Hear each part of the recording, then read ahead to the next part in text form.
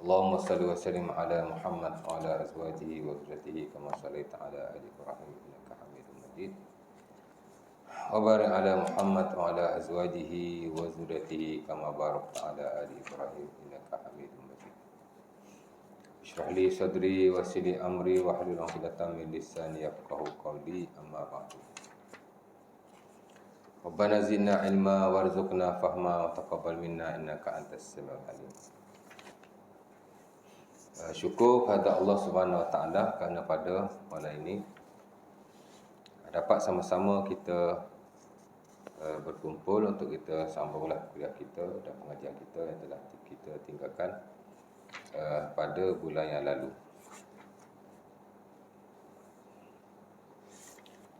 Di mana last hari itu kita dah berkongsi tentang perihal di luar rumah, ya. Di mana kita digalakkan supaya membaca doa dan zikir tak kala kita keluar daripada rumah kita dengan membaca bismillah tawakkaltu 'ala Allah wala haula wala quwwata illa billah. Seumpama diriwayatkan dalam Sunan Abi Dawud dan Tirmizi daripada Anas bin Malik. Dan hal yang sama yang diriwayatkan juga daripada isteri Rasulullah sallallahu alaihi wasallam, antaranya Ummu Salamah juga menyatakan bahawa Rasulullah SAW tak keluar rumah mereka membaca doa yang berkenaan.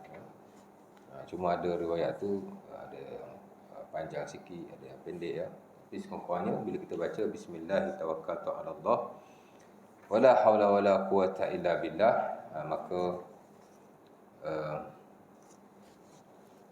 okey dah, ya. Dengan nama Allah aku bertawakal kepada Allah, tiada kekuasaan ataupun kekuatan melainkan dengan Allah Subhanahu Wa Taala. Bila kita kata begitu, akan berkata malaikat walaupun kita tidak dengar, laqad kufita wa hudita,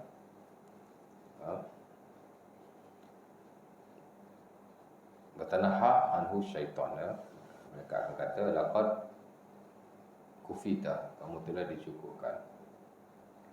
Wa wuqita, kamu telah dipelihara. Wa hudita, dan kamu telah diberikan petunjuk, ya. Dan syaitan akan memberi jalan kepadanya, ya. Kemudian jika kita melihat satu perkara tidak baik di tengah jalan, kemalangan atau seumpamanya, kita juga akan berdoa kepada Allah Subhanahu Wa Taala atau berzikir kepadanya. Seumpama yang diriwayatkan dalam Sunan Abi Dawud daripada Umar Al-Khattab, ya. Digalakkan baca alhamdulillah allazi afani wa maqtadani wa faddalani ala kathirin mimman khalaqa tafdila, ya. Segala puji bagi Allah yang telah memberi afiat kepadaku dan tidak memberi bala kepadaku dan memberi kelebihan kepadaku berbanding orang yang lain, ya. Saya dah urailah kedua-dua zikir ini pada kuliah-kuliah yang lalu. Ala kulli hal, bila kita melihat satu perkara yang tidak baik, kemalangan lah pertamanya, sebab hadis itu disebut bila kita lihat orang lain ditimpa kemalangan, maka kita digalakkan baca seperti itu. Maksudnya kita memuji Allah, ya. Pujilah, segala puji bagi Allah yang telah memberi keafiatan kepadaku, tidak memberikan bala kepadaku dan memberi kelebihan kepadaku berbanding orang yang lain, ya. Tengok orang kemalangan, kereta pancit tengah jalan ke contoh. Sebab di tengah jalan ni macam-macam lah kita tengok. Di samping kita sebelum itu juga digalakkan membaca doa naik kenderaan. Saya juga telah uraikan. Tiga tu buat basic lah, ya. Baik. Kemudian si pengarang menulis juga tentang bab yang lain, tentang perihal berada di luar rumah, ialah menyebarkan salam dan mendoakan orang yang bersih. Dia sekalikan satu salam, bagi salam lah, ya. Kerana di luar ni kita berjumpa sesama kita, maka digalakkan kita memberikan salam dan mendoakan orang yang bersih juga. Dia sekalikan menyebarkan salam dan mendoakan orang yang bersin termasuk dan hal yang digalakkan untuk kita lakukan, ya. Terutama sesama Muslim, ya. Kerana kita dalam keadaan dilarang memberi salam kepada orang yang bukan Islam. Walaupun adalah segelintir yang beri keharusan, tapi sekian majoriti melarang. Yang mana ianya akan memperkuatkan tali persaudaraan sesama dan kasih sayang sesama orang-orang Islam. Ya. Itu salah satu tujuannya. Di samping kelebihan-kelebihan yang lain. Jadi kita bagi salam kan. Ya. Paling penting ialah ia akan memperkuatkan tali persaudaraan sesama kita dan kasih sayang juga. Ya. Dan ini jelas disebut oleh Rasulullah SAW dalam hadis yang diriwayatkan oleh Al-Imam Muslim daripada Abi Hurairah. Kata Nabi, lan tadkhulu al-jannah hatta tu'minu wala tu'minu hatta tahabbu. Ala afala adullukum ala syai'in idza fa'altumuhu tahabbtum bainakum qalu bala faqala Nabi afshus salam bainakum. Kata Nabi, kamu semua tidak akan masuk syurga melainkan setelah kamu beriman. Lan tadkhulu al-jannah hatta tu'minu. Kamu tak akan masuk syurga melainkan setelah kamu beriman. Memang syarat nak masuk syurga kena iman, beriman. Orang tak beriman dia tak boleh masuk syurga. Tak? Kafir dia tak masuk syurga. Baik macam mana pun. Kan? Zaman jahiliah, orang Arab jahiliah ni ada yang baik-baik, bukan jahat belaka. Bukan macam Abu Jahal, Abu Lahab belaka, ada yang baik. Ya. Abu Talib, bapa saudara Nabi, of course lah yang paling baik. Syurga ke dia? Tak. Kan? Takut. Ya.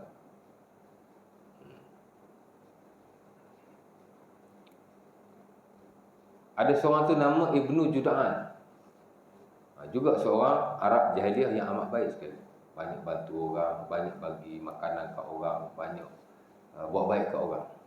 Dan suka menghubungkan silaturahim sesama mereka. Tapi dia tak masuk Islam. Ramai je. Ya. Sebab itu dalam Sahih Muslim, Aisyah bertanya Rasulullah, "Ya Rasulullah, Ibnu Juda'an kana fil jahiliyah yut'imu at-ta'am wa yasilul arham. Hal dzalika nafi'uhu?" Faqala an-nabi, "La." Ya. Innahu lam yaqul yawman rabbi ighfirli khati'ati yawmiddin. Ya. Aisyah tanya, "Wahai Rasulullah, Ibnu Juda'an, dulu zaman jahiliyah dia adalah seorang yang baik. Suka memberi makan kepada orang-orang miskin dan suka menghubungkan tali silaturahim." Baiklah dia kata. Adakah itu bermanfaat kepadanya? Nabi berkata tidak. Kerana sesungguhnya semasa hayatnya tidak pernah sekalipun dia meminta ampun kepada Tuhan dengan berkata, "Rabbighfirli khati'ati yaumiddin." Ya. Sebab itu para ulama kita bincang tentang bagaimana seseorang itu masuk Islam. Ulama sepakatlah masuk Islam dengan bersyahadat. Sekurang-kurangnya dia berkata la ilaha illallah. Sepakat masuk Islam. Tapi jika dia melakukan perkara-perkara yang lain, adakah dia masuk Islam? Ada sebab kata ya, ada sebab kata tidak. Orang bukan Islam masuk surau, ambil wuduk semayang. Contoh, dia ambil wuduk dulu, semayang. Dia tak dengar pun dia kata la ilaha illallah. Ya. Masuk Islam tak dia? Dia kata tak. Tapi yang standard dalam mazhab Abu Hanifah, mazhab Hanafi, dia kata masuk Islam.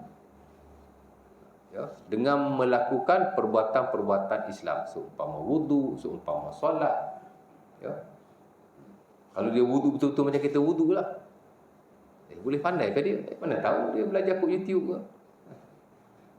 Boleh semayang ke kod dia pandai baca ke? Allah. Ramai orang bukan Islam boleh cakap Assalamualaikum, boleh Subhanallah. Tak pernah dengar? Boleh Masya Allah. Ya. Kan? Ada je. Saya dulu masa kerja dengan Maxis. Dululah sebelum jadi ustaz. Baru nak start. Kerja Maxis dulu. Dah juga 6 bulan. Ya. Call center. Jawab telefon. Kau itu jawab kan. Ada seorang India. Sikit-sikit Masya Allah. Sikit-sikit Subhanallah. Assalamualaikum. Betul. Budak orang muda ni. Itu apa ustaz tak tegur? Nak tegur macam mana? Sebab masa tu saya belum start lagi. Baru nak start pun tidak. Ada je kan. Ramai kalau kita cek kan. Nah, dia buat perbuatan Islam, Islamlah dia. Itu yang standard dalam mazhab Abu Hanifah. Ha? Tapi majoriti kata tak. Tapi ada lah yang kata begitu. Ha? Al-Imam Al-Baijuri rahimahullah, Syekhul Azhar, seorang tokoh mazhab Syafi'i yang terdahulu 100 tahun yang lepas lah ya. Okay, di Mesir tu dia ulama Syafi'i yang kemudian jugalah ya. Ada beberapa buku beliau yang masyhur, antara ialah Tuhfatul Murid, syarah kepada Jawharut Tauhid. Jawharut Tauhid ni buku akidah yang penting lah ya. Dia mengemukakan perbahasan para ulama tentang bagaimana seseorang itu masuk Islam. Hak tadi bila dia ucap la ilaha illallah, sepakatlah masuk Islam lah ya. Tapi hak lain tu, kalau dia buat perbuatan-perbuatan Islam, dia berwudu, ataupun dia solat, ataupun dia baca Quran, dia kata tak ada Muslim. Sebab non-Muslim ada je yang boleh baca Quran, ada je yang boleh semayang. Tapi as long as dia tidak beriman atau tidak ada bukti keimanannya, kita tak boleh kata dia Muslim. Majoriti kata begitulah ya. Tapi segelintir kata tak, ada sudut pandang lain-lain. Kalau orang bukan Islam dia berdoa, masuk Islam tak dia? Sebahagian kata tidak, bahkan majoriti. Tapi segelintir kata yes. Base kepada hadis ni. Aisyah tanya Nabi, wahai Rasulullah, Ibnu Jud'an dulu dia baik, okey tak? Bermanfaat tak? Nabi kata tak bermanfaat. Sebab masa hidup dia tak pernah berdoa kepada Allah, ampunkanlah dosaku wahai Tuhan pada hari kiamat. Dia tak kata begitu. Maksudnya zahir hadis ni, kalau dia kata begitu, dia masuk syurga, dia Muslim. Sementara doa dia tidak dipanjatkan melainkan hanya kepada Allah. Dia minta kepada Allah kan. Muslim lah tu. Jadi boleh masuk Islam selain daripada mengucapkan la ilaha illallah, selagi mana ada tanda-tanda keimanan seumpama. Doa lah, tanda iman tu. Adalah segelintir kata begitu, base kepada hadis.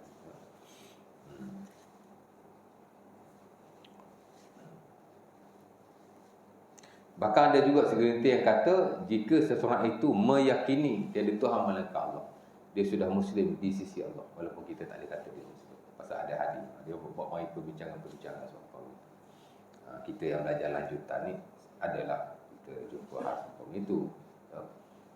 Karena ada juga Nabi kata dalam hadis yang diriwayatkan oleh Al-Imam Abi Dawud daripada Utsman bin Affan, man alima annallaha haqqun dakhala al-jannah. Siapa yang tahu, yakni dia yakin Allah Ta'ala itu benar, maka dia masuk syurga. Yakin saja. Yalah, ulama sepakatlah, kalau dia melafazkan, dia yakin ketuhanan tu, dia Muslim lah. La ilaha illallah dan sebagainya. Tapi kalau dia sekadar yakin, Islam tak dia? Majoriti kata tak.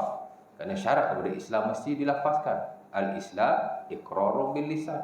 Islam ni mesti ikrar dengan mulut dulu, baru tasdiqum bil jinan, baru kita meyakini dan beriman dengan hati kita. Majoriti kata begitulah. Tapi segelintir lah tetap. Kalau dia tak lafaz pun, tapi keimanan hati dia tu, dia yakin Tuhan itu satu, ada nilai-nilai tauhid di situ, dia sudah Muslim.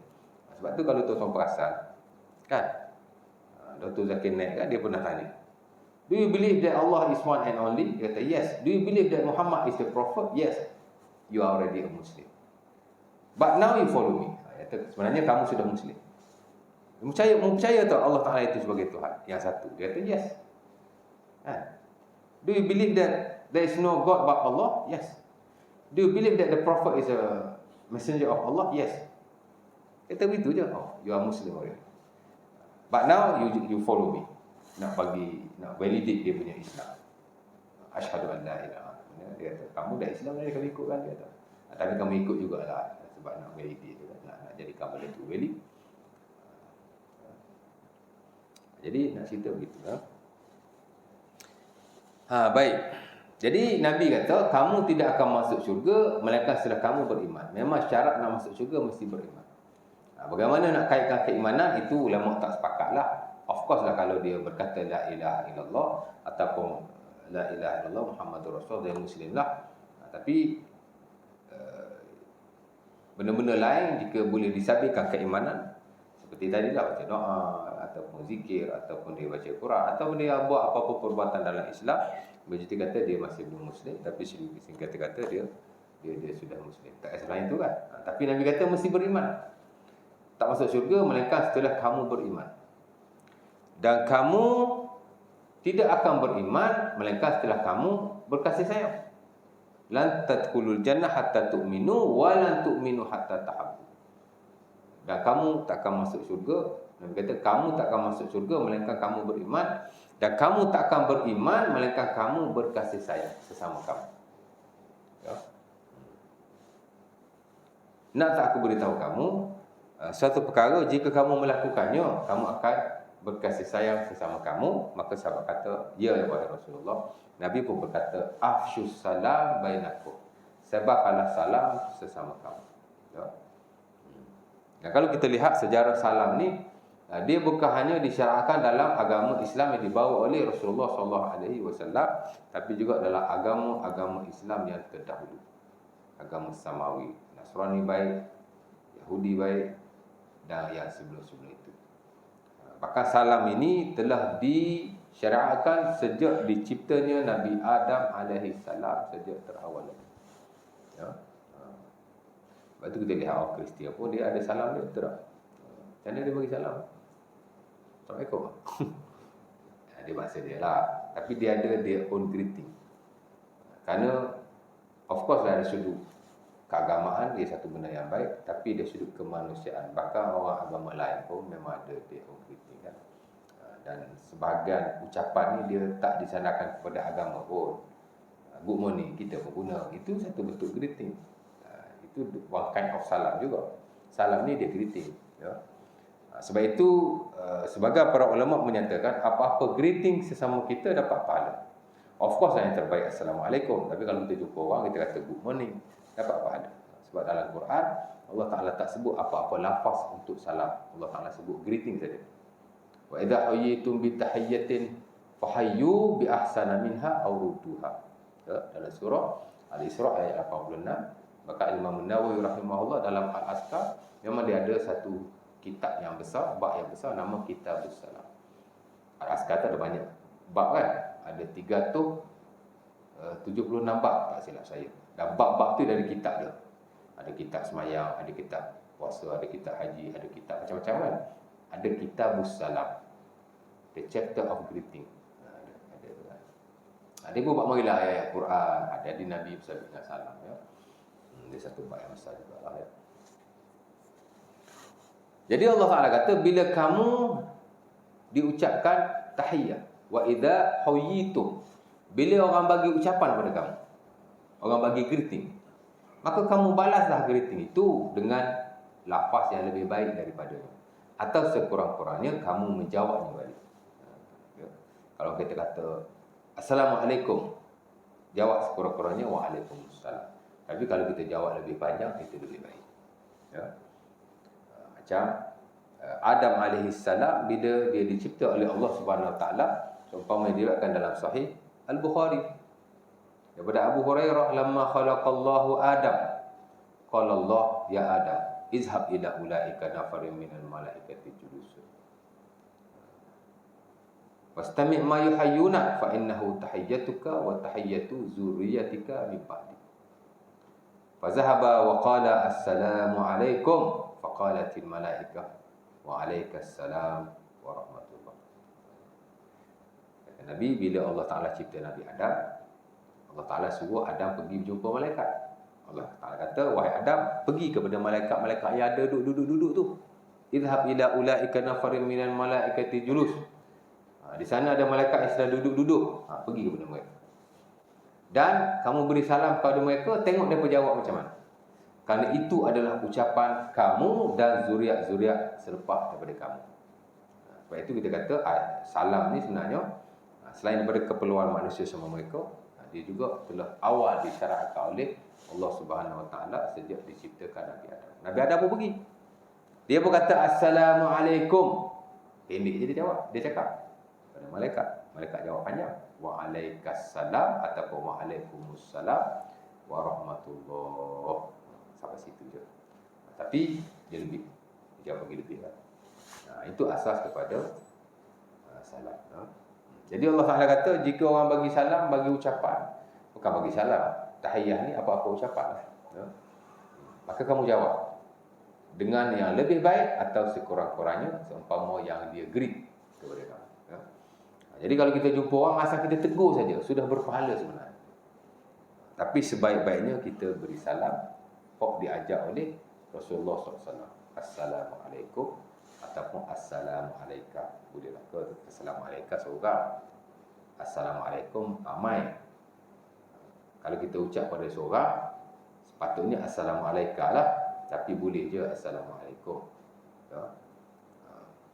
Bahkan itu yang digalakkan oleh majoriti. Kalau kita bagi salam, seorang pun kata Assalamualaikum, ramai pun kata Assalamualaikum. Tapi kalau seorang pun tak disalam, kita kata Assalamualaikum. Kerana sahabat sesama mereka, ada kalanya mereka greet jika berseorangan dengan berkata Assalamualaikum. Ya.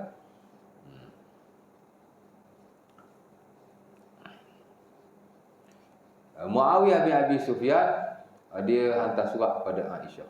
Masa dia jadi governor kan, dia jadi pemerintah. Kat mana ya? Di Iraq kan. Kan dia bergaduh dengan Sayyidina Ali tu. Yang berperang tu dia lah kan. Muawiyah. Sebab tu orang Syiah memang dia tak suka Muawiyah.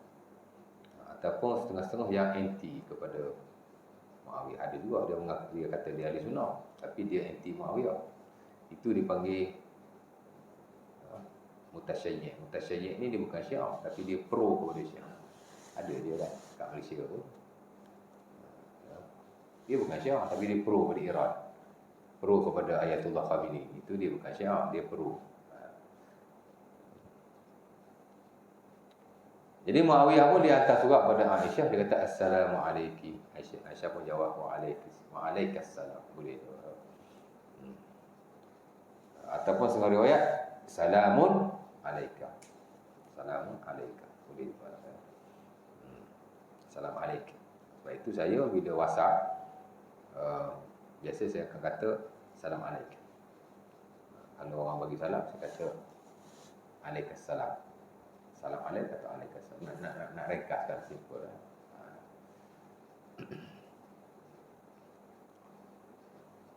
Saya ingat lagi bagus kot daripada askum tu. Tapi sekarang emoji dah ada Assalamualaikum warahmatullahi wabarakatuh. Jadi kita nak WhatsApp kat orang, tekan emoji tu je. Assalamualaikum warahmatullahi wabarakatuh. Full sentence. Kalau orang bagi salam kat kita pun tekan emoji Waalaikumsalam warahmatullahi. Dah tak ada askum lagi, tak ada. Nah, itu lagi bagus. Lagi mudah. Pasal dah ada emoji, kita dah ada. Tahu emoji? Betul lagi tahu pada saya kot. Saya anak saya yang umur 10 tahun tu dah ajar benda macam tu. Baik. Jadi boleh je kita ucap selamat pagi, good morning, good afternoon. Ia tertanduk kepada ucapan sesama manusia. Bagus, berpahala insya-Allah. Tapi tak dinafikan sebaik-baik ucapan bila kita berjumpa seseorang ialah memberi salam kepadanya. Baik. Jadi Nabi kata bagi salam. Ia akan menyebabkan kamu semakin berkasih sayang, semakin hormat menghormati, dan semakin kita akan dekat sesama kita. Kemudian katanya, apalagi jika keduanya disertai dengan muka ceria yang menggambarkan kegembiraan dan lapang dada. Of course lah, bila kita beri salam, ia bukan sekadar beri salam, tapi ia adalah salam yang kita lontarkan, salam yang genuine. Of course lah, bila dia genuine, kita senyum, dia satu ibadah dan dia berpahala di sisi Allah Subhanahu Wa Taala. Dan Nabi sebut dalam hadis yang diriwayatkan dalam Sahih Muslim daripada Aisyah dan Anas bin Malik, kata Nabi, la tahqiranna minal ma'rufi syai'an walau an talqa akhaka biwajhin talib.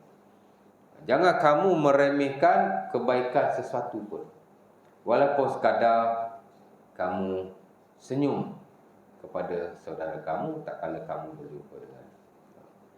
Maksud kata Nabi, sekecil-kecil kebaikan jangan kamu memandang rendah di sisi Allah Subhanahu Wa Taala. Sebab kadang-kadang hak itulah yang dipandang oleh Allah Subhanahu Wa Taala. Walaupun sekadar Nabi kata kamu berjumpa dengan saudaramu dengan muka yang talik ni muka yang ceria.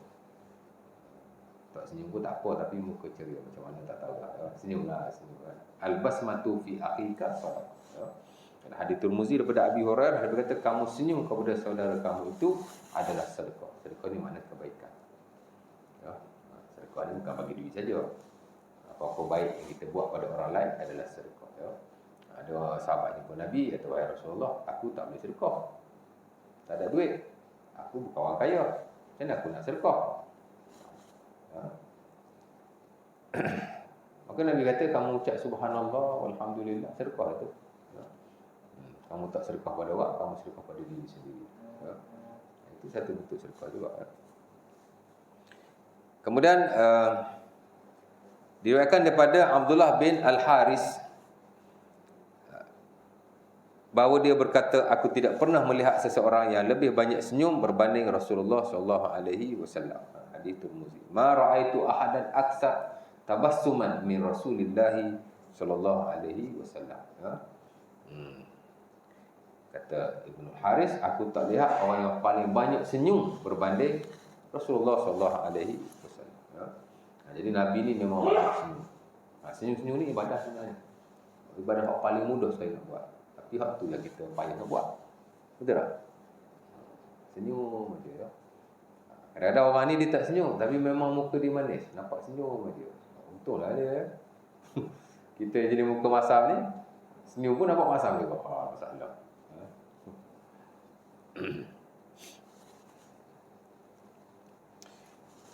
Abu Hurairah meriwayatkan bahawa Nabi SAW juga bersabda, tanggungjawab ataupun hak sesama Muslim itu ada 6.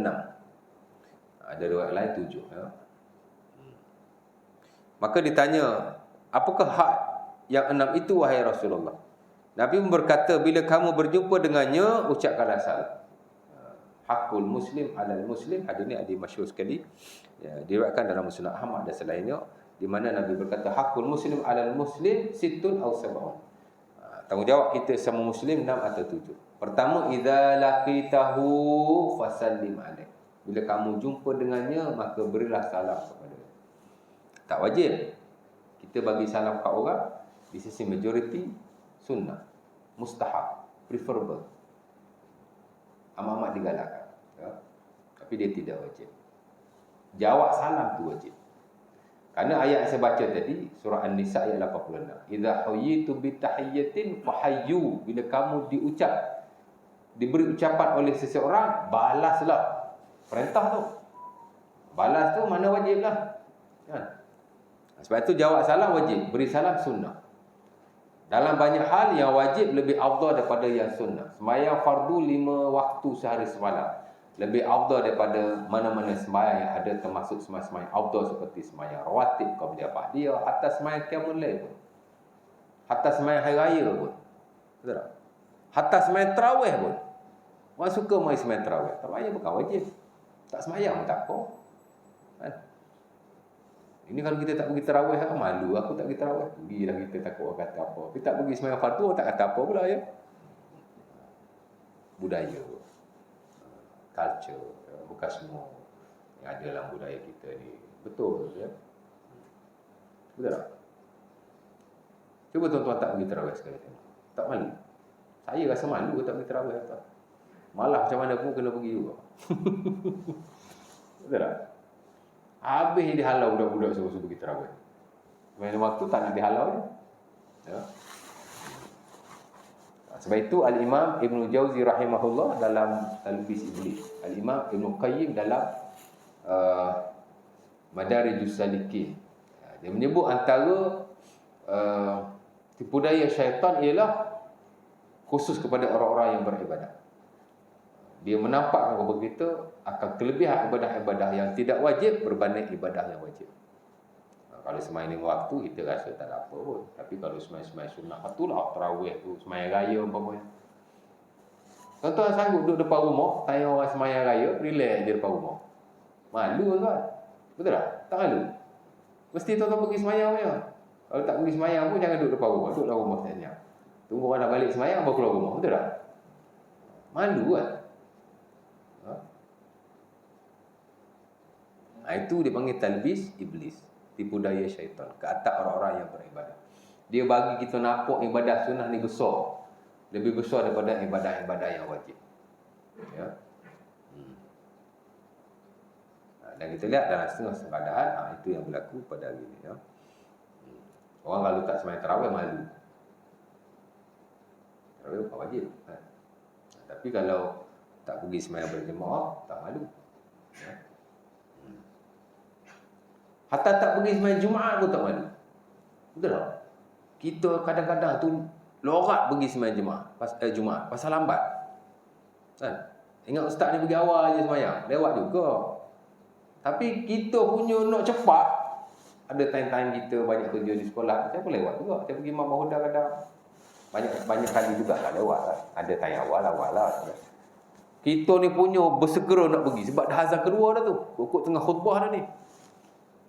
Member kita relax ke makan kat dia lagi. Relax. Tak percaya tuan-tuan pergi Jumaat lambat sekali tengok. You tengok kat kedai-kedai restoran yang ada. Untung bukan di Terengganu, bukan di Kelantan. Kena compound. Kut negeri lain pun dah laksanakan. Di Johor dah dimulakan dah. Tanya orang sembahyang Jumaat, dia akan berjalan. Tengok tengah makan.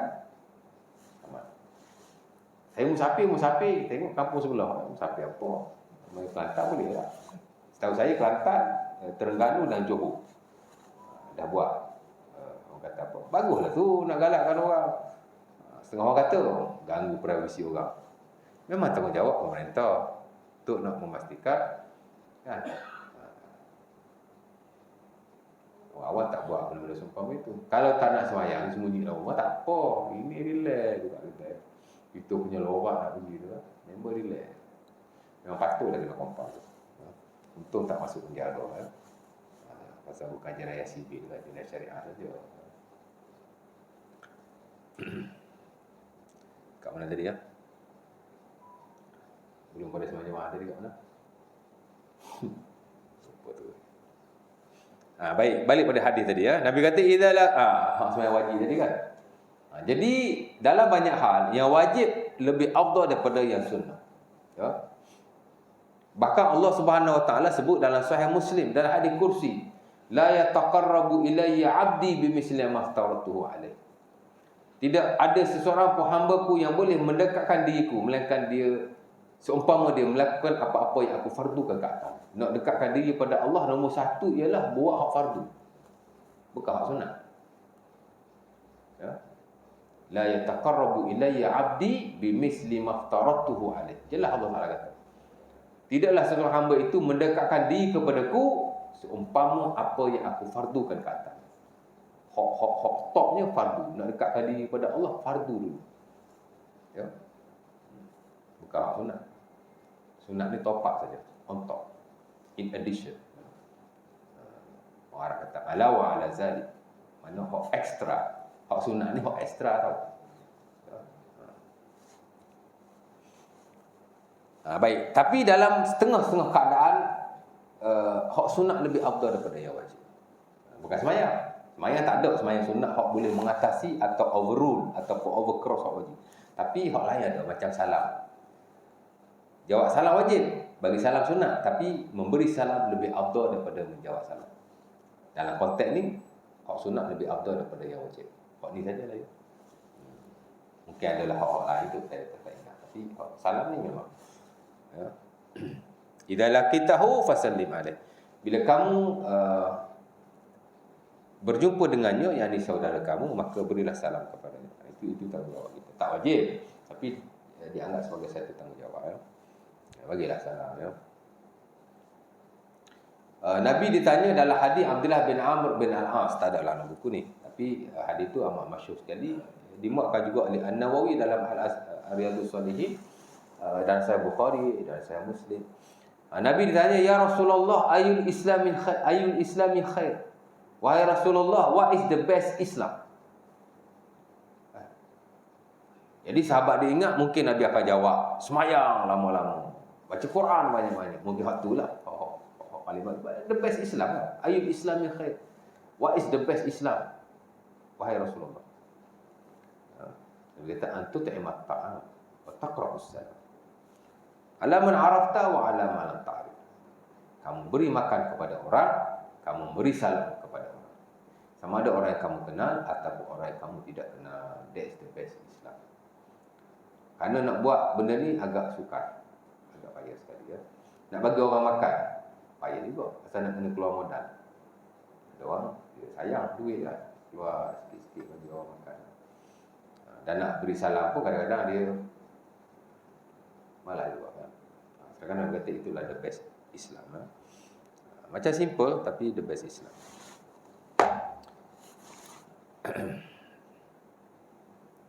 Kemudian Nabi kata idza da'aka fa'ajibhu. Bila dia menjemput kamu atau mengundang kamu ke rumahnya ya, maka adalah kamu menjawabnya. Jadi kamu menghadiri. Ini kita belajar dalam bab kewajipan menjawab dakwah sesama muslim. Ijabatul dakwah bainal muslimin. Ijabatul dakwah ni kita jawab dia punya dakwah. Dakwah ni ajakan dia lah. Mungkin dia ajak di rumah baru ada majlis ya. Dia buat walimah. Memang kita belajar bila buat walimah kenduri kahwin, hak nombor satu ialah hukum mendatangi walimah. Hukum mendatangi walimah. Ya. Memang majoriti mengatakan ia adalah wajib dengan beberapa syarat ya. Syarat yang pertama ialah kita dijemput secara khas, tidak secara am. Wajib ya. Ya. Kalau kita buat jamuan di rumah kita, kita masuk dalam grup, jemputlah ke rumah saya sekian-sekian ada majlis. Itu dipanggil jemputan secara am. Dia fardu kifayah. Jika ada sebahagian pergi, maka sudah gugur ke atas sebahagian yang lain. Adapun jemputan secara khas, dia personal WhatsApp kita. Kalau dulu dia bagi kad, atau mungkin dia jumpa face to face. Tapi zaman lain ni nak jumpa face to face agak sukar, mungkin memadai dengan WhatsApp ya. Member pun ramai, beribu-ribu member kita, takkan nak jumpa semua kan. Kita WhatsApp je lah. Personal WhatsApp dah kira wajib ya. Dia panggil dakwah muayyan, mana very specific invitation, maka kita kena hadir lah. Itu syarat nombor satu dalam buku-buku fiqh lah. Jika kita dijemput secara khas ya. Yang kedua, jika tidak ada kemungkaran kepadanya. Jika tak ada mungkar, tak ada benda yang haram lah ya. Hatta Imam Syafi'i rahimahullah dalam Al-Um, dia kata kalau kita dijemput pada suatu majlis walimah atau seumpamanya, jika ada benda yang haram, tak wajib kita pergi. Melainkan jika kita boleh menghilangkan keharaman itu, baru kita wajib. Tidak, tak wajib. Nombor dua lah, dia panggil tidak ada perkara-perkara yang haram, perkara-perkara yang dilarang ya.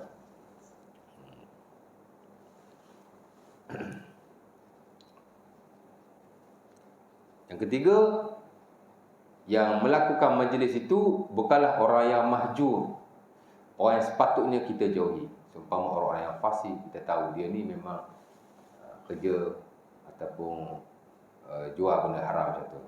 Orang fasik lah orang yang mahjur. Mana orang yang memang kita digalakkan untuk kita tidak berurusan dengan dia ada setengah orang macam orang yang memang kerja dia buat benda yang haram lah. Kita tahu dia ni memang tokek arak contoh ya, maka dia termasuk dalam mahjur ya. Maka tak wajib kita pergi. Takut-takut makanan yang dibuat itu ada pada hasil yang haram, dia masuk dalam kategori syubhat ya. Jadi tak wajib lah. Dan mungkin lagi ada syarat-syarat yang lain ya. Jadi nak cerita bila dia dipanggil kena penuhi lah ya. Fa idza istasahaka fansah lahu. Jika dia meminta nasihat daripadamu, maka nasihatlah dia. Nasihat pun penting juga. Saya kalau ada masalah tak boleh buat keputusan, saya suka konsultasi kawan-kawan yang rapat. Tanya macam ni ya. Minta nasihat. Dan bila orang minta nasihat, kita wajib memberi nasihat kepada dia ya. Dan haram kita menceritakan hal-hal yang bersabit dengan perkara berkenaan kepada yang lain. Dia minta nasihat kepada kita, ada masalah keluarga atau seumpamanya, wajib kita memberi nasihat kepada dia ya. Adilun nasihat, agama adalah nasihat. Dan tak boleh kita beritahu orang lain. Kalau kita beritahu, dia masuk khianat, berdosa besar ya. Dia kira rahsia lah. Memang dia tak cakap kat kita, kau jangan cerita kat orang lain ya.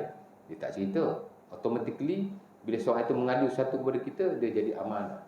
Yang tak boleh kita khianat dengan memberitahu kepada orang lain. Kita beritahu jadi dosa besar. Wa idza atasa fashamithu. Jika dia bersin, maka kamu tashmidkanlah dia. Yang ini berkata yarhamukallah. Dengan syarat dia berkata alhamdulillah. Bila orang bersin, dia kata alhamdulillah, kita juga akan berkata yarhamukallah. Dia kalau dengar, dia kata yahdikumullah wa yuslihu balakum. Wa idza marida fa'udhu. Jika dia sakit, kamu lawatilah dia. Lawat orang sakit ni majoriti kata fardu kifayah. Mana dalam taman kita ni kalau ada saudara atau sahabat kita yang sakit, sebahagian pergi, maka gugurlah dosa ke atas sebahagian yang lain. Tapi kalau semua tak pergi, kan, haji tu sakit, ada 20 orang Melayu kat taman tu, 20 orang, seorang pun tak pergi melawat dia, apa dosa betul? Pasal dia fardu kifayah. Iyadatul marid fardu kifayah inda jumhur. Melawat orang yang sakit adalah fardu kifayah di sisi jumhur. Pahala banyak orang melawat orang sakit ni. Dan memang kita kena melawat lah. Dan sahabat kita yang rapat kan, melawat. Orang sakit ni dia bukan nak apa. Kalau orang melawat dia suka. Kita pernah masuk hospital kan, tak suka orang melawat. Tak suka juga orang datang melawat duk lepak lama-lama, tak suka betul. Tapi kalau datang sekejap balik. Dan kita pergi melawat orang sakit ni, jangan ingat kita nak kena keluar duit nak bagi dia. Tak semestinya. Tak wajib bagi duit, bagi makanan. Tapi kalau bagi okey, bagi makanan. Tapi yang paling penting adalah kita beri moral kepada dia. Moral tu yang penting. Bila kita sakit, kita nak kekuatan dalaman moral. Bagi nasihat kat dia, kuatkan semangat. Jangan fikir. Saya biasa kalau saya melawat kawan saya, ni pun baru ni saya melawat kawan saya kena stroke. Orang flat ni lah, flat pasal 4 ni, Pak Din tu, dia kena stroke. Saya ingat dah 2 bulan, bulan puasa tu dia kena, 12.5. Bulan puasa. Saya pergi melawat dia hari tu, after raya. Bagi semangat dia kat dia. Bagi semangat, alhamdulillah lah. Kadang-kadang dia nak benda tu je. Dekat Pak Din jangan fikir benda lain. Jangan duk fikir rumah, jangan fikir. Pak Din ni, ingat, kuatkan semangat. Kan? Dia macam tu je. Dia fikir, kadang-kadang duduk hospital ni, dia banyak fikir benda lain. Fikir rumah, anak begitu, bini begitu. Tak fikir, fikir kita kat situ je. Bagi semangat macam tu. Lepas tu baca doa kat dia sikit. Baca jampi-jampi kat dia. Saya bukan tok bomo ustaz. Tak jadi tok bomo. Jampi 3 kul. Dia ketika orang sakit, nombor 1 jampi 3 kul kepada dia. Doa pada Allah. Ya Allah bedah kesembuhan kepada dia sekurang-kurangnya. Banyak-banyak orang pergi melawat, insya-Allah mesti ada yang mustajab. Insya-Allah. Kita tak tahu kan. Memang digalakkan bila kita melawat sikit doa. Dan kita jampilah kepadanya dengan jampi-jampi Rasulullah SAW, jampi 3 kul atau Al-Fatihah. Ataupun kalau kita ingat zikir-zikir jampi, alhamdulillah. Nabi kata siapa-siapa yang melawat orang sakit, lantas dia berkata di sisinya, as'alullahal azim rabbal arsyil azim ayyashfiyaka illa afahu Allahu min zalikal marad man lam yati ajalu. Hadis Abi Daud dan dia hadis sahih. Bila kita belajar bab ruqyatu Rasulillah, jampi Rasulullah, hadis tu mesti ada. Doa tu bab lawat orang sakit pun hadis tu mesti ada. Nabi kata siapa-siapa melawat orang sakit, dia berkata di sisinya, aku minta daripada Tuhan yang agung, pemilik singgasana yang agung, as'alullahal azim rabbal arsyil azim, Tuhan arasy yang agung. Makhluk yang paling hebat yang Allah Taala cipta ialah arasy. Arasy. Ya. Sebab itu Allah Taala dalam Quran 7 kali Allah Taala kata istawa 'alal arsh. Istawa 'alal arsh. Dia bersemayam di atas arasy, dia bersemayam di atas arasy. 7 kali Allah Taala sebut. Ya. Arasy adalah the biggest creation of God. Dia adalah makhluk Allah Taala yang paling hebat. Tak tahu macam mana. Kerajaan Allah Subhanahu Wa Taala yang paling besar ialah arasy. Bukan dunia, bukan bumi, bukan langit. Arasy paling besar sekali. Dan bila kita baca begitu, aku minta daripada Tuhan yang agung, as'alullahal azim Rabbal arsyil azim, Tuhan arasy yang agung. Ayyashfiyaka, untuk sembuhkan kamu. Nabi kata begitu 7 kali di sisi orang yang sakit, Allah Ta'ala akan memberi keafiatan kepadanya. Malam ya'ti ajaluhu, selagi mana dia tidak sampai ajal. Kalau nak mati, mati juga. Kan? Allah Ta'ala sebut dalam Quran, idza balagati taraqi faqila marraq. Bila dah sampai waktu untuk dia mati, nyawa dah sampai di kerongkong, maka siapakah lagi yang boleh mencampainya? Siapa-siapa baca pun kalau mati, mati juga. Tapi kalau dia belum sampai ajal, insya-Allah dia akan sihat balik. Saya personally memang saya baca ramai yang sihat balik.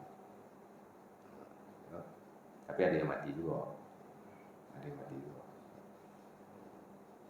Tapi kita baca dengan pengharapan kepada Allah bagi kepada sahabat kita. Ada seorang sahabat saya ni tuan-tuan kena kucing tikus. Saya pergi melawat dia ketang itu. Seriously. Saya pun duduk agak lama baca doa, baca jampi. Saya baca doa ini, alhamdulillah semua. Bukan sebab saya pun, tapi kita amalkanlah ya.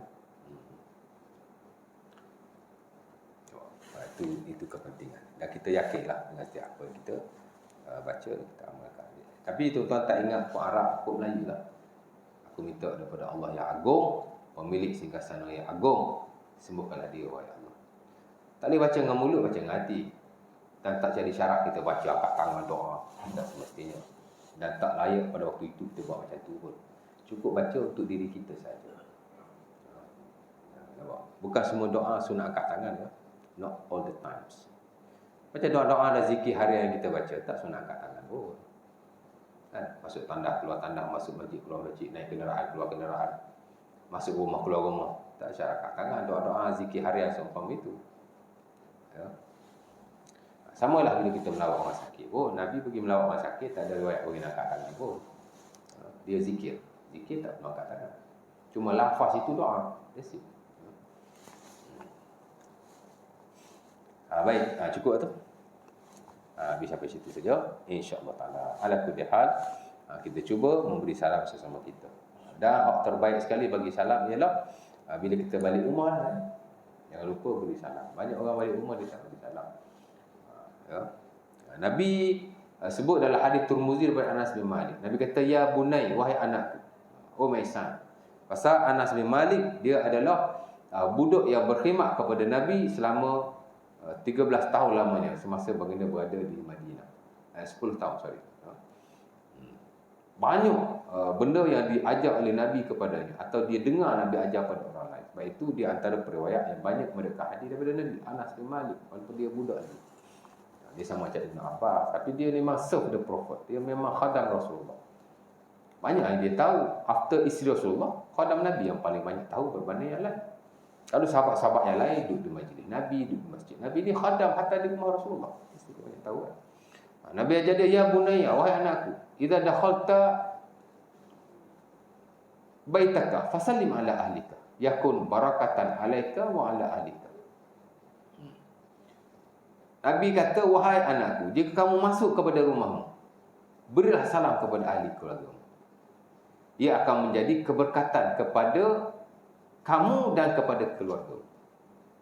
Bila kita masuk rumah, kita bagi salam, berkat rumah kita. Ya? Nabi ajar Anas bin Malik. Ia bertepatan dengan apa yang Allah Ta'ala sebut dalam Quran. Ya? Wa idza dakhaltum buyutan fasallimu ala anfusikum tahiyatan min indillah mubarakatan thayyibah. Surah An-Nur.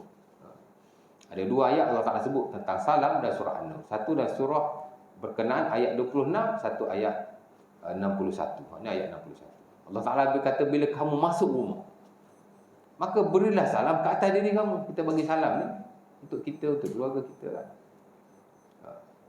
Sebagai ucapan daripada Allah, tahiyatan min Allah, min indillah. Kenapa ucapan daripada Allah? Kerana Allah yang ajar. Bila kita bagi salam tu, dia ucapan daripada Allah. Pasal Allah Ta'ala ajar kita kan. Dan dia adalah mubarakatan thayyibah, ucapan yang berkat lagi baik. Dia bawa keberkatan ke dalam rumah. Sebab itu jangan kita masuk ke rumah kita melainkan kita memberi salam, bagi salam. Jadi kita bersama lah, balik rumah, Dan tidak ada apa-apa bacaan, apa-apa zikir, apa-apa amalan khusus untuk masuk rumah, melainkan beri salam saja. Ya. Kalau ada pun dia tidak sah. Kita masuk dalam rumah baca 3 kul berapa kali ya? Begini. Tak sah. Dulu ada seorang ceramah motivator datang kat sekolah menengah ni lah kat Dewan tu. Datuk kita lah bawa dulu zaman nak mengundi kan. Dia bagi ceramah motivasi daripada pukul 8.30 tak silap saya, ataupun pukul 9 sampai pukul 1, dekat 4 jam lah. Tapi saya pagi tu ada kuliah subuh. Nama dah ni cerita 5 tahun lepas. Ni nak mengundi balik kan, dah naik nama dah, nak mengundi balik ni. Petugas saya pun kena bertugas. Aduh, sekolah. Saya pun ada kuliah subuh, lepas kuliah subuh makan kawan kejap. Saya dah nak balik masa tu dalam dekat pukul 10. Saya sempatlah sampai habis. Duduk di majlis dia tu. Banyak bagus majlis dia tu, bagi motivasi kat orang begitu begini. Famous motivator lah dia. Ujung-ujung dia masuk selit bab doa sikit. Masuk bab doa, masuk bab zikir. Dan salah satu yang dia kongsikan ialah amalan untuk meluaskan rezeki. Biasalah motivator, ujung-ujung dia kait bab rezeki lah dulu. Amalan meluaskan rezeki. Bila kita masuk rumah, kita baca Qul huwallah, A'udzu birabbil falaq, wa a'udzu birabbin nas. Saya tengoklah 3 kali ke 7 kali macam tu lah. Siap tepuk meja. Ini sahih. Ini sahih.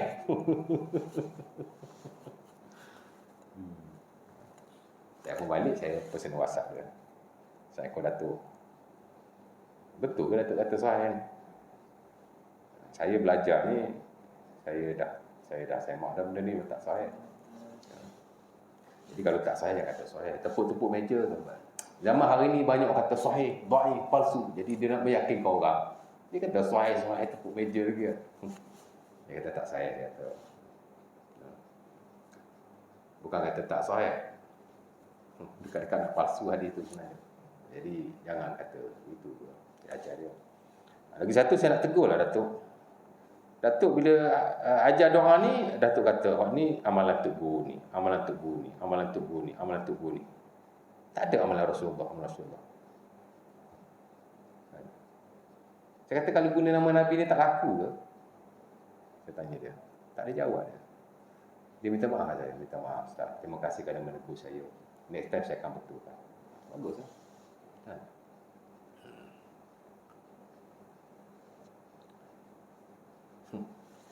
Tapi nak cerita yang tu lah ya. Tidak ada satu bacaan, tidak ada satu amalan in spesifik bila kita nak masuk rumah. Melainkan hanya memberi salam.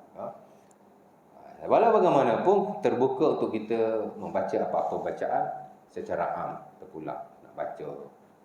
Masuk rumah, terus nak ambil Quran. Baca 1 juzuk. That is our option. Itu amalan kita. Secara am, tak ada apa-apa. Tapi kata in spesifik begitu begini ada fadilat begitu ada fadilat begini, setahu saya tidak ada dalam buku-buku zikir yang kita belajar. Allah Taala alam lah. Biasa kalau tidak ada dalam kitabus sunan, dia tidak ada. Kerana buku zikir pun diambil daripada kitabus sunan. Sebab tu kalau kita belajar Sahih Bukhari, Sahih Muslim, Sunan Abi Daud, Sunan Ibnu Majah, Sunan An-Nasa'i dan Sunan Abi Daud, kita akan tahu kerangka dan sifat hadis-hadis daripada Rasulullah. Kebiasaannya buku-buku agama semua disudut daripada hadis-hadis yang berkenaan fadilah dan sebagainya. Baik, jadi setakat itu dulu lah ya. Balik pada yang tadi. Masuk rumah saya kata secara khusus tidak ada melainkan beri salam. Adapun kita nak buat apa-apa bacaan itu terpulang. Kerana Nabi ada sebut, bila kita masuk rumah kita sebut nama Allah. Maka saya tak akan berkata la mabita lakum. Tidak ada tempat tinggal bagimu. Itu hadis Muslim daripada Jabir radhiyallahu taala anhu, di mana Nabi galakkan bila kita masuk rumah kita banyak menyebut nama Allah. Tapi in general, bukan in spesifik. In spesifik hanya memberi salam ya. Insya-Allah taala. Jadi kita amalkanlah. Jadi saya pun personally masuk rumah saya akan bagi salam. Ya. Kalau ada orang lah. Kalau tak ada orang tak bagi salam. Nak bagi salam kat siapa? Salam ni hanya pada orang ya. Macam-macam ajaran salam kat pokok lah. Salam kat jin lah. Salam kat air. Tak nak baca, tak pernah tengok poster. Ijazah daripada Habib sekian. Air kalau nak jadikan dia seumpama air Zam-Zam, beri salam. Assalamualaikum warahmatullahi, begitulah. Ma'u Zam-Zam yukri'ukas salam. Dia baca macam tu. Assalamualaikum, air Zam-Zam beri salam kepada kamu. InsyaAllah air yang kita minum tu akan jadi seperti air Zam-Zam. What a nonsense, dia kata. Beri salam ke air. Kita pergi kursus perubatan Islam dulu, dia suruh beri salam pada Nabi Sulaiman. Tak ada istilah bagi salam pada Nabi Sulaiman, ya. Kita bagi salam pada orang saja. Syariat ni bagi salam pada orang, ya. Tapi kalau malaikat okey. Kerana Jibril bagi salam pada Nabi, bagi salam pada Aisyah radhiyallahu taala anha. Kalau tuan-tuan nampak malaikat lah, bagi salam pada malaikat. Tapi bagi salam pada jin atau seumpamanya saya tidak tahu. Kita tahu bagi salam pada orang.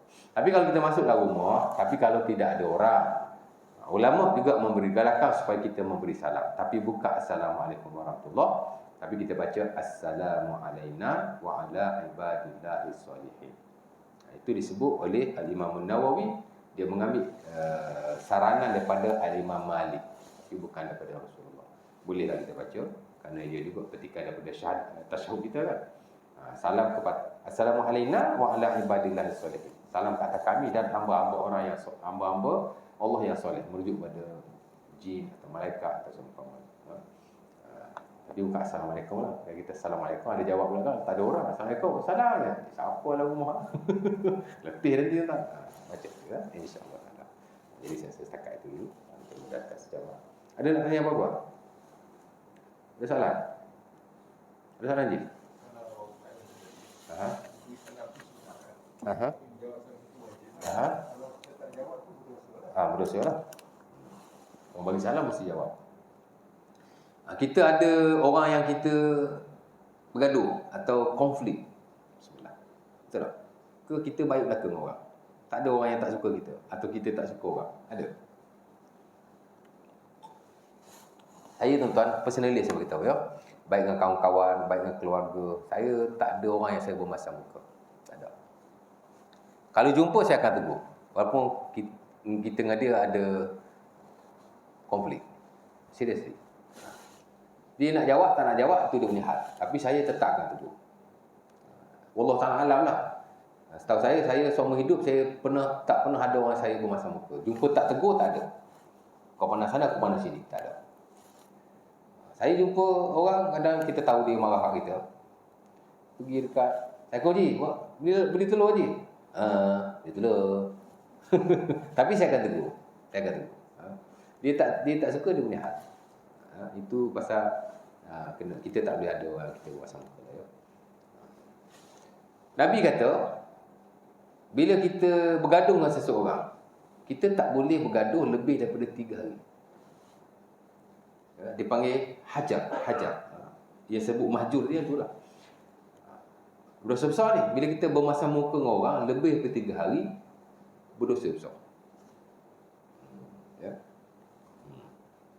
La yahjuru al-muslim akhahu fawqa salasati ayyam. Hadis Muslim daripada Abi Hurairah. Tak boleh seseorang itu bermasam muka, tak bertegur siapa lebih daripada 3 hari. Idza laqiya hadza wa hadza wa i'tarada hadza wa hadza fa khairuhuma alladhi bada'a bis salam. Tapi Nabi ajar, bila berjumpa antara dua orang ni dan masing-masing enggan antara satu dengan yang lain, maka yang sebaik-baiknya adalah orang yang memberi salam antara kedua. Bila kita bagi salam kan, habis. Dah tak ada permusuhan antara kita dan dia. Tapi kalau dia nak musuh kita dengan kita juga, dia nak bermusuh juga, itu dia punya hal. Tapi kita tak ada. Ya. Tuan-tuan, setiap ada masa Allah Ta'ala mengampunkan orang-orang yang beriman. Kecuali orang-orang yang bermasam muka ataupun bergaduh antara dua orang Muslim. Allah Ta'ala akan kata, macam mana hadis tu? Jangan nisfu Sya'ban kan? Ada hadis, pada malam nisfu Sya'ban, Allah Ta'ala, hadis itu tak sahih lah ya. Pada malam nisfu Sya'ban, Allah Ta'ala akan mengampunkan orang yang beriman. Melainkan dua orang.